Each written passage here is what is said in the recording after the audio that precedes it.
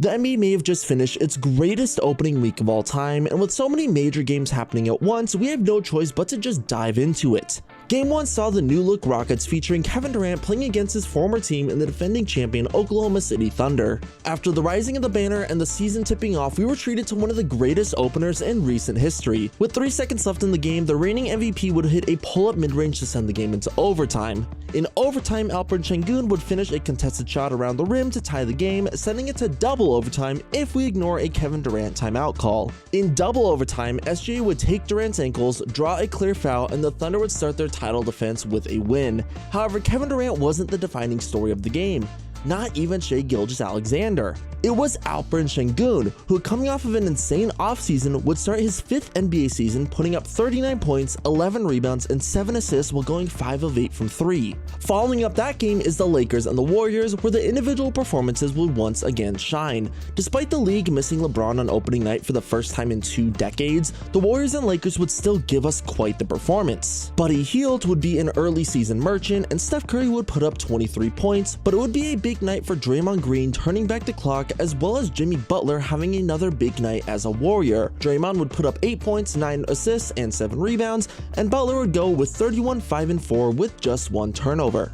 And make no mistake, Luka Doncic started out as hot as ever, 1 assist shy of a 43-point triple-double. Austin Reeves also had a huge game, putting up 26 points and 9 assists. And as the prophecy foretold, Lakers fans would hate DeAndre Ayton.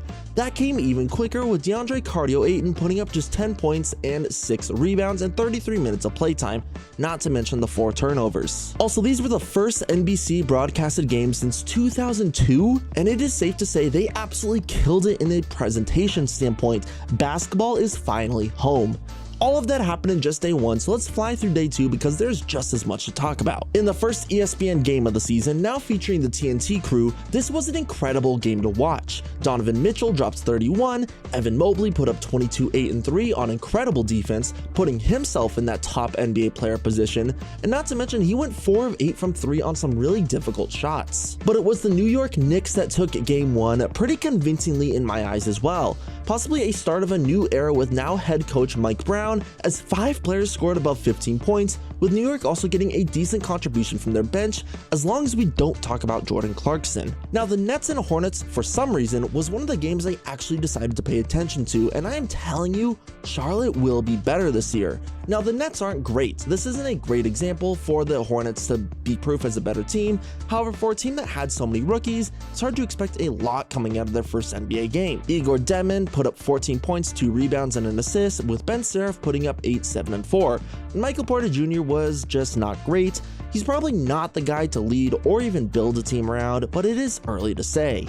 For the Hornets, I really like how this team looked, especially with Colin Sexton on the court. Their pace and energy looked great, they had good ball movement, and they avoided overly relying on LaMelo Ball, something I've complained about in the past. Con Knuppel had a good debut, Miles Bridges put up his regular stat line, Ryan Kalkbrenner was great in limited time, he's somebody I think could be the steal of the draft, Brandon Miller had a good start, and Sexton scored like 15 points in like 13, 60 minutes, something like that. Basically, Sexton averaging a point per minute when he was on the court, which is pretty remarkable. The Hornets had 9 players score double digits, and while this is a bottom feeder game, I think Charlotte might just be a tiny bit better than that. For the Heat and Magic, Norman Powell had a huge game for Miami, but it just wasn't enough to get past Orlando. Mind you, this game was without Tyler Hero, but Jaime Jaquez Jr. also did shoot pretty well from the field.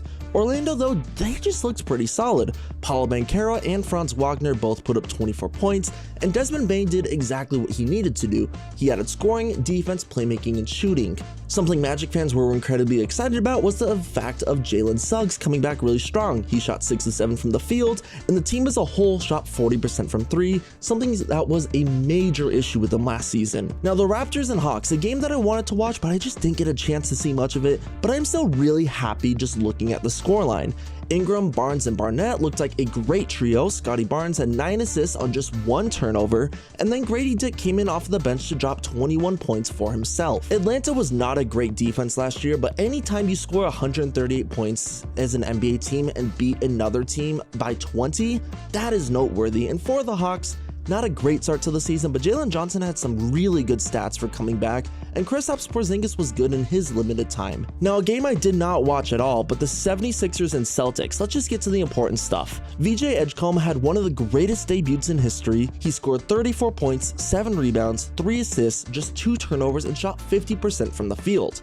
Tyrese Maxey also followed that up with a 40-point bomb. Joel Embiid looked absolutely awful and beyond a former shell of himself. He's honestly at the point where I'm worried about his career and just his physical health. Now, it is just game 1 and he's still recovering, but still, I just wonder if we're ever going to see the prime version of Embiid that we saw just a few years ago. Now, the Pistons and Bulls, this was a game that really surprised me. Going into it, I had Detroit pulling off, but Chicago really impressed me. Vucevic went insane. He dropped 26 points on 4 made threes. Josh Giddey, as I expected, continued his play from the end of last season, and Patrick Williams is still a terrorist. Detroit looked pretty solid, especially in the second half. They tightened up defensively, and Cade Cunningham finally started to break loose as he would finish the game with 23 points and 10 assists. Big Stu also dropped 20 points, and someone who I'm a huge fan of, Ron Holland II, had 19, 4, and 3 with great efficiency. I promise you need to watch out for Ron Holland this season. Now, the Pelicans and Grizzlies were another game that I didn't watch super closely, but New Orleans didn't look awful. Zion did better than I thought he would, especially being matched up on the team with Jaren Jackson Jr. He finished with 27 points, 9 rebounds, 5 assists, and 5 steals. Jordan Poole and Herb Jones both put up 17 points, and the Pelicans had good team scoring, seeing 6 players score double-digit points. For the Grizzlies, Kentavious Caldwell-Pope had a good first game.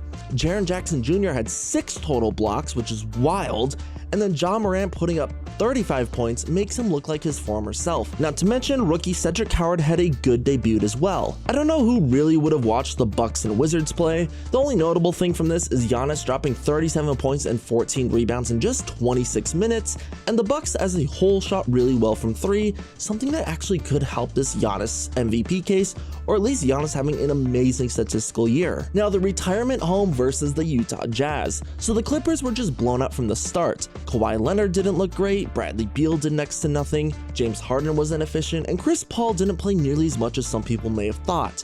I don't expect this performance to define their season. After all, it is just one game for a brand new looking team, but I still have some concerns nonetheless. On the other side, Utah looked much better than I thought they would. Walker Kessler had a huge game, dropping 22 points with 4 blocks. Lauri Markkanen had his 26 and 5. Keontae George, somebody who struggled with his efficiency, he looked really solid and was actually pretty efficient on the game. Keontae George, somebody who struggled with his efficiency, he shot pretty well for that game, and one of the biggest surprises of the night, at least to me, was Ace Bailey only scoring 2 points on 5 attempts in about 20 minutes of game time. He's somebody that I would have expected to have a bigger debut, but on the other hand, I'm glad the Jazz aren't throwing them into the deep end either, because that just doesn't always end up well for rookies. I also do want to note Walter Clayton Jr. from the University of Florida, another rookie that I am incredibly high on. He actually did have a good debut.